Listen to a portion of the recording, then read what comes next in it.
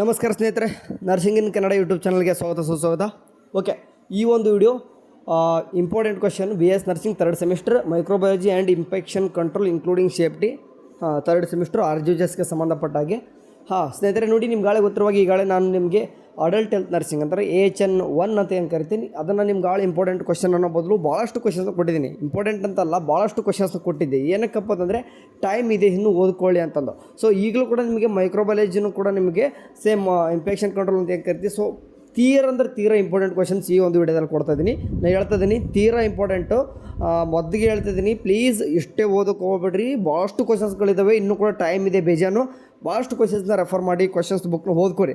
Okay, exam ಇನ್ನೂ ಹತ್ರ ಇದೆ, ಇನ್ನೂ 2 ಡೇಸ್ ಇದೆಯಪ್ಪ ಅಂತಂದರೆ ಈಗ ಕೊಡುವಂಥ ಕ್ವಶನ್ಸ್ನ ಇವನ್ನೆಲ್ಲನೂ ಕೂಡ ಒಂದು 3 ಟೈಮ್ಸ್ ಕವರ್ ಆಗಬೇಕು. ಓಕೆ, ಭಾಳ ಕ್ವಶನ್ಸ್ ಕೊಡ್ತಿಲ್ಲ, ಯಾಕಂದರೆ ಭಾಳ ಇಂಪಾರ್ಟೆಂಟ್ ಕ್ವಶನ್ಸ್ನ ಮಾತ್ರ ಈ ಒಂದು ವಿಡಿಯೋದಲ್ಲಿ ಕೊಡ್ತಾಯಿದ್ದೀನಿ. ಸೊ ಸ್ಕ್ರಾಲ್ ಮಾಡ್ತಾ ಹೋಗ್ತೀನಿ, ಬೇಕಾದರೆ ನೀವು ಬರ್ಕೋಬೋದು. ಸ್ವಲ್ಪ ದಿನ ಬಿಟ್ಟು ನಿಮಗೆ ಟೆಲಿಗ್ರಾಮು ಅಥವಾ ವಾಟ್ಸಪ್ ಚಾನಲಲ್ಲೂ ಕೂಡ ನಿಮಗೆ ಪ್ರೊವೈಡ್ ಮಾಡ್ತೀನಿ. ಓಕೆ, ಸೊ ಟೆಲಿಗ್ರಾಮ್ ಕೂಡ ಜಾಯ್ನ್ ಆಗ್ಬೋದು. ಈಗ ಸದ್ಯಕ್ಕೆ ಯೂಟ್ಯೂಬ್ ಏನಕ್ಕೆ ಹೇಳ್ತೇನೆ ಅಂತಂದರೆ, ಈಗ ನೆಕ್ಸ್ಟ್ ಸೆಮ್, ಈಗ ಫಾರ್ ಎಕ್ಸಾಂಪಲ್ ಫಸ್ಟ್ ಸೆಮ್ ಇದ್ದಾರಲ್ಲ ಹುಡುಗರು, ನೆಕ್ಸ್ಟ್ ಥರ್ಡ್ ಸೆಮ್ ಬಂದಾಗ ಅವ್ರಿಗೆ ಇಂಪಾರ್ಟೆಂಟ್ ಕ್ವಶನ್ಸ್ ಅಂತ ಹುಡುಕ್ತಾ ಹೋದಾಗ ಅವ್ರಿಗೆ ಕ್ವಶನ್ಸ್ ಎಲ್ಲೂ ಕೂಡ ಸಿಗ್ತಿರಲ್ಲ. ಸೊ ಹಂಗಾಗಿ ಈ ವಿಡಿಯೋ ಸ್ವಲ್ಪ ರೀಚ್ ಆದಾಗ ಅವ್ರಿಗೆ ಸಿಗುತ್ತಿರುತ್ತೆ ಅಷ್ಟೇ. ಅದಕ್ಕೋಸ್ಕರ ಮೊದಲು ಯೂಟ್ಯೂಬ್ ಹಾಕಿರ್ತೀನಿ. ಸರಿ ಸ್ನೇಹಿತರೆ, ಈಗ ಹೇಳ್ತಾ ಇದ್ದೀನಿ ನೋಡಿ, ಫಸ್ಟ್ ಯೂನಿಟ್. ಓಕೆ, ಕಾಣಿಸ್ತಿದೆ ನಿಮಗೆ ಇಂಟ್ರೊಡಕ್ಷನಲ್ಲಿ ಏನೇನೆಲ್ಲ ಕೊಟ್ಟಿದ್ದೀನಿ. ಯಾವುದಕ್ಕೆ? Section A subject applied microbiology ಮಾತ್ರ. ಮೊದಲು ಯೂನಿಟ್ 1ನಲ್ಲಿ ಏನಿದೆ ಭಾಳ ಕ್ವಶನ್ಸ್ ಕೊಡ್ತಲ್ಲ, ಯಾಕಂದರೆ ಭಾಳ ತೀರಾ ಇಂಪಾರ್ಟೆಂಟ್ ಕ್ವಶನ್ಸ್ನ ಮಾತ್ರ ಕೊಡ್ತಿದ್ದೀನಿ. ಓಕೆ, ಯೂನಿಟ್ 2ದಲ್ಲಿ ಕೂಡ ಜನರಲ್ ಕ್ಯಾರೆಕ್ಟರಿಸ್ಟಿಕ್ ಆಫ್ ಮೈಕ್ರೋಬ್ಸ್ ಅಂತ ಇದ್ದಾವೆ. ಅದರಲ್ಲೂ ABC ನಿಮಗೆ ಈ ರೀತಿ ಕ್ವಶನ್ಸ್ನ ಕೇಳ್ಬೋದು. ಸೊ ಹಂಗಾಗಿ ಅದರಲ್ಲಿ 5 ಕ್ವಶನ್ಸ್ ಕೊಟ್ಟಿದ್ದೀನಿ. ನೆನಪಿರಲಿ, ಪದೇ ಹೇಳ್ತಾ ಇದ್ದೀನಿ ನಾನು, ಭಾಳ ಇಂಪಾರ್ಟೆಂಟ್ ಕ್ವಶನ್ಸ್ ಮಾತ್ರ ಇವು. ಓಕೆ, ಯೂನಿಟ್ 3ದಲ್ಲಿ ಬಂದುಬಿಟ್ಟು ಪ್ಯಾಥೋಜೆನಿಕ್ ಆರ್ಗನಿಸಮ್ಸು. ಇದನ್ನು ಕೂಡ ಕೆಲವೊಂದಿಷ್ಟು ಭಾಳ ಅಂದರೆ ನಾನು ಹೇಳ್ತಾ ಇದ್ದೀನಿ, ಪದೇ ಹೇಳ್ತಾ ಇದ್ದೀನಿ, ಇಂಪಾರ್ಟೆಂಟ್ ಕ್ವಶನ್ಸ್ ಮಾತ್ರ ಇವು. ಇನ್ನೂ ಕೂಡ ಕ್ವಶನ್ಸ್ ಸಾಕಷ್ಟು ಸಿಗ್ತವೆ ನಿಮಗೆ. ಓಕೆ, ಇದರ ಇಂಟು 10x ಮಾಡಿ ಅಂತಂದರೆ ಈ ಕೊಟ್ಟರೆ ಕ್ವಶನ್ಸು 10ಕ್ಕೆ 1 ಅಂತಾರೆ, ಆ ರೀತಿ ಕ್ವಶನ್ಸ್ ಮಾತ್ರ ತೆಗೆದಿದ್ದೀನಿ. ಅಂದರೆ ತೀರಾ ಇಂಪಾರ್ಟೆಂಟ್ ಅಂತ ಅರ್ಥ. ಓಕೆ, ನೆಕ್ಸ್ಟ್ ಯೂನಿಟ್ 4ದಲ್ಲಿ ಇಮ್ಯುನಿಟಿ. ಓಕೆ, ಇಮ್ಯುನಿಟಿಯಲ್ಲಿ ಕೂಡ ನಿಮಗೆ ಗೊತ್ತಿರುವಾಗೆ ಸ್ವಲ್ಪ ಭಾಳ ಕೊಟ್ಟಿಲ್ಲ, ಸ್ವಲ್ಪ ನೋಡ್ಕೊಂಬಿಡಿ. ಓಕೆ, ಫಾರ್ ಎಕ್ಸಾಂಪಲ್ 8 ಕೊಟ್ಟಿದ್ದೀನಿ, ಇನ್ನೂ ಕೂಡ ಕ್ವಶನ್ಸ್ ನಿಮಗೆ ಸಿಕ್ಕಾಪಟ್ಟೆ ಕೇಳ್ತಾರೆ. ಓಕೆ, ಪ್ಲೀಸ್ ಒಂದು ರಿಕ್ವೆಸ್ಟು, ಪದೇ ಹೇಳ್ತಿದ್ದೀನಿ ನಾನು, ಇದನ್ನು ಎಕ್ಸಾಮ್ ಪರ್ಪಸ್ ಅಂದರೆ 2 ಡೇಸ್ ಮುಂಚೆ ಮಾತ್ರ ಇಷ್ಟು ಕ್ವಶನ್ಸ್ನ ಮೊದಲು ಅಂದರೆ ಈಗೆಲ್ಲನೂ ಕೂಡ ಓದ್ಕೊಳ್ಳಿ. ಬಟ್ ಇನ್ನೂ 2 ಡೇಸ್ ಇದೆ ಅಂದಾಗ ಮಾತ್ರ ಇವನು ಜಾಸ್ತಿ ಫೋಕಸ್ ಮಾಡಿ ಅಂತ ಹೇಳ್ತಿರೋದು. ಓಕೆ, ನೆಕ್ಸ್ಟು ಸೆಕ್ಷನ್ B ನಿಮಗೆ ಇನ್ಫೆಕ್ಷನ್ ಕಂಟ್ರೋಲ್ ಆ್ಯಂಡ್ ಸೇಫ್ಟಿ ಅಂತ ಏನಿದೆ, ಇನ್ಕ್ಲೂಡಿಂಗ್ ಸೇಫ್ಟಿ, ಅದನ್ನು ಕೂಡ ನಿಮಗೆ ಯೂನಿಟ್ 1ನಲ್ಲಿ ಹಾಸ್ಪಿಟಲ್ ಅಕ್ವೈರ್ಡ್ ಇನ್ಫೆಕ್ಷನ್ ಅಂತ ಹೇಗಿತ್ತು, ಅದು ನಾಸೋಕೋಮಿಯಲ್ ಇನ್ಫೆಕ್ಷನ್ ಅಂತ ಹೆಂಗೆ ಕರಿತೀವಿ, ಅದನ್ನು ಕೂಡ ಕ್ವಶನ್ಸ್ ಭಾಳ ಕೊಟ್ಟಿದ್ದಿಲ್ಲ, ಕಾಣಿಸ್ತಿದೆ. ಓಕೆ, 6 ಕ್ವಶನ್ಸ್ ಸಿಕ್ಕಿದ್ದಾವೆ ಇದರಲ್ಲಿ. ಓಕೆ, ನೆಕ್ಸ್ಟ್ ಯೂನಿಟ್ 2ದಲ್ಲೂ ಕೂಡ ನಿಮಗೆ isolation precautions and use of personal protective equipments ಅಂದರೆ PPE ಅಂತ ಏನು ಕರಿತೀವಿ, ಅದು ಅಲ್ಲೂ ಕೂಡ 2 ಕೊಟ್ಟಿದ್ದೀನಿ. ಯಾಕಂದರೆ ಭಾಳಷ್ಟು ಇದ್ರ ಮೇಲೆ ಕೇಳ್ತಾರೆ. ಓಕೆ, ಬಟ್ ಹಾಗಂತ ಇಷ್ಟೇ ಓದೋಕೋಬಿಡ್ರಿ, ಪ್ಲೀಸ್ ಹೇಳ್ತಿದ್ದೀನಿ. ಆ್ಯಂಡ್ ಯೂನಿಟ್ 3ದಲ್ಲೂ ಕೂಡ ಹ್ಯಾಂಡ್ ಹೈಜೀನು ಕೂಡ 2 ಕ್ವಶನ್ಸ್ ಕೊಟ್ಟಿದ್ದೀನಿ. ನೆಕ್ಸ್ಟ್ ಯೂನಿಟ್ 4ದಲ್ಲಿ ಬಂತಂದರೆ ಡಿಸ್ಇನ್ಫೆಕ್ಷನ್ ಆ್ಯಂಡ್ ಸ್ಟೆರಿಲೈಸೇಷನ್. ಇದು ಭಾಳಷ್ಟು ಇಂಪಾರ್ಟೆಂಟ್, ಯಾಕಂದರೆ ಇದು ನಿಮಗೆ ಸ್ಕೋರ್ ಮಾಡುವಂಥದ್ದು ಟಾಪಿಕ್ಸ್ ಇವು ಎಲ್ಲ. ಓಕೆ, ನಿಮಗೆ ನೋಡ್ತಾ ಇರ್ಬೋದು ಎಷ್ಟು ಕ್ವಶನ್ಸ್ ಸಿಗ್ತದೆ ಅಂದರೆ 5 ಕ್ವಶನ್ಸ್ ಇದ್ದಾವೆ.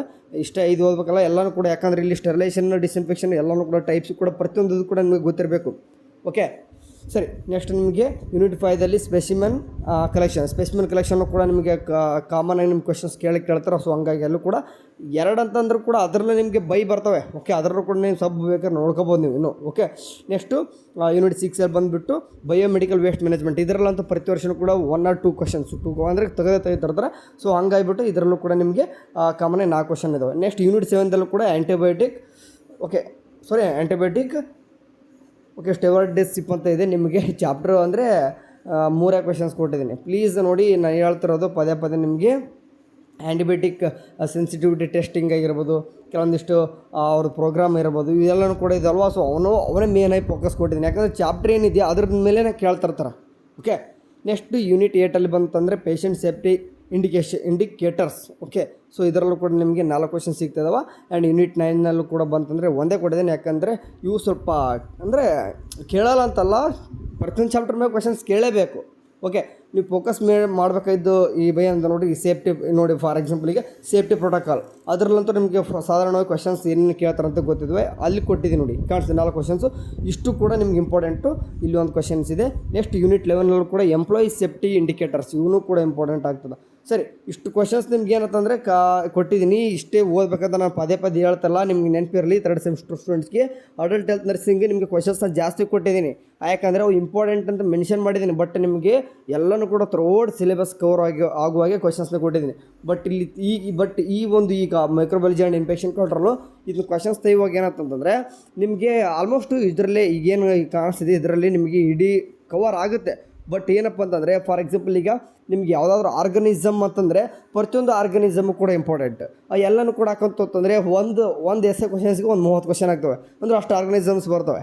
ಸೊ ಹಂಗಾಗಿ ನಿಮಗೆ ಎಷ್ಟು ಇಂಪಾರ್ಟೆಂಟ್ ಇಷ್ಟಾದ್ರೂ ಗೊತ್ತಿರಬೇಕು. ಫಾರ್ ಎಕ್ಸಾಂಪಲ್ ಯಾವುದೋ ಒಂದು ಆರ್ಗನಿಸಮ್ ಗೊತ್ತಿಲ್ಲಪ್ಪ ಅಂತಂದಾಗೂ ಕೂಡ ಏನು ಮಾಡ್ಬೇಕಂತಂದರೆ ಒಂದು ಆರ್ಗನಿಸಮ್ಸ್ ಆದರೂ ನೀವು ಇದರಲ್ಲಿ ಕ್ವಶನ್ಸ್ ಕೊಟ್ಟಿರ್ತೀನಿ ಅಂತಂದರೆ ಅದ್ರ ರಿಲೇಟೆಡ್ ಬರೆಯುವಂಥ ಕೆಪಾಸಿಟಿ ಆದರೂ ಬರ್ತದೆ ಅಂತಂದು ಇಷ್ಟು ಕ್ವಶನ್ಸ್ ಕೊಟ್ಟಿರೋದು.